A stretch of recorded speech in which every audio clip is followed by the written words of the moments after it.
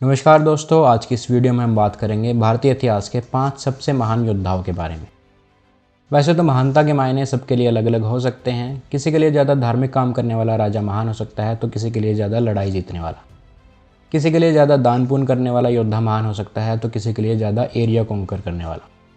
And because आज हम ancient India की बात कर रहे हैं, तो इस वीडियो में हम क्राइटेरिया भी एंशिएंट इंडिया वाला ही यूज़ करेंगे। और पुराने समय में लगभग पूरी दुनिया में महानता का एक ही क्राइटेरिया हुआ करता था, और वो था कॉन्कर।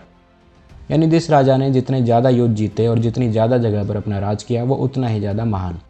और यही एक बड़ी वजह भी थी कि पुराने समय में इतने ज़्यादा युद्ध हुआ करते थे।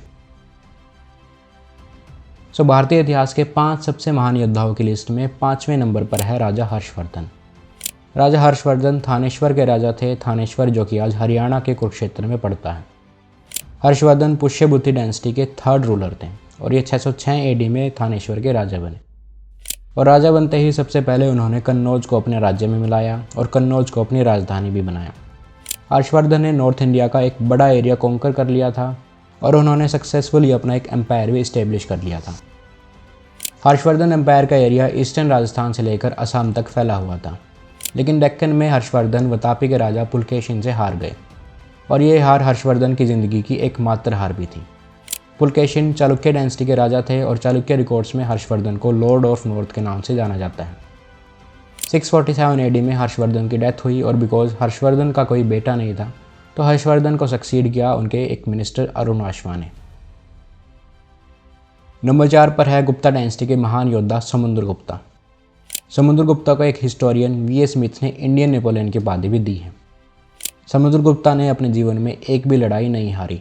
समुद्रगुप्ता के बारे में डिटेल्ड एंड ऑथेंटिक रिकॉर्ड्स हमें मिलते हैं प्रयाग प्रसंति यानी इलाहाबाद पिलर इंस्क्रिप्शन से, जिसे उनके कोर्ट पोएट हरिसेन द्वारा कंपोज किया गया था।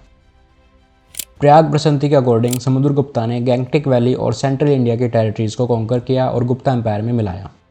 लेकिन साउथ इंडिया की टेरिटरीज़ को कॉन्कर करने के बाद भी उन्होंने सिर्फ अपना डोमिनियन रूल ही वहाँ पर स्थापित किया था। और समुद्रगुप्ता का डोमिनियन रूल साउथ में माल्या यानी मलेशिया और जावा और सुमात्रा तक फैला हुआ था, जिससे हमें पता चलता है कि समुद्रगुप्ता के पास एक पावरफुल नेवी भी थी। समुद्रगुप्ता 335 एडी में गुप्ता एम्पायर के राजा बने थे और उनके मृत्यु हुई थी 380 एडी में। उनकी डेथ तक गुप्ता एम्पायर की सीमाएं नॉर्थ में अफगानिस्तान और साउथ में महाराष्ट्र तक फैली हुई थी। नंबर 3 पर है मौर्यन डायनेस्टी के महान रूलर सम्राट अशोक। सम्राट अशोक मौर्यन वंश के तीसरे महान रूलर थे और अशोक के रूल के दौरान ही सिर्फ एक्सट्रीम साउथ को छोड़कर पूरे इंडियन सबकॉन्टिनेंट को गुप्ता एम्पायर में मिलाया गया था और इसी एम्पायर को आज हम अखंड भारत के नाम से जानते हैं। अशोक ने कलिंग को कॉन्कर किया था, जो कि उस वक्त का सबसे रेजिस्टेंट स्टेट था। इस युद्ध में हुई तबाही के बाद अशोक बहुत ज़्यादा विचलित हो गए थे और उन्होंने हमेशा के लिए युद्ध लड़ना छोड़ दिया। लेकिन सम्राट अशोक के टाइम तक किसी भी विदेशी आक्रमणकारी ने भारत पर अटैक करने की हिम्मत नहीं की। अशोक ने 273 बीसी में मौर्यन एम्पायर की राजगद्दी को संभाला था और 232 बीसी में उनकी डेथ हुई थी। और अशोक की डेथ के बाद ही मौर्यन एम्पायर का पतन स्टार्ट हो गया था। नंबर 2 पर है मौर्यन डायनेस्टी के दूसरे रूलर बिंदुसार। मौर्यन एम्पायर की सीमाओं को पूरे भारत में फैलाने में सबसे बड़ा योगदान बिंदुसार का ही था।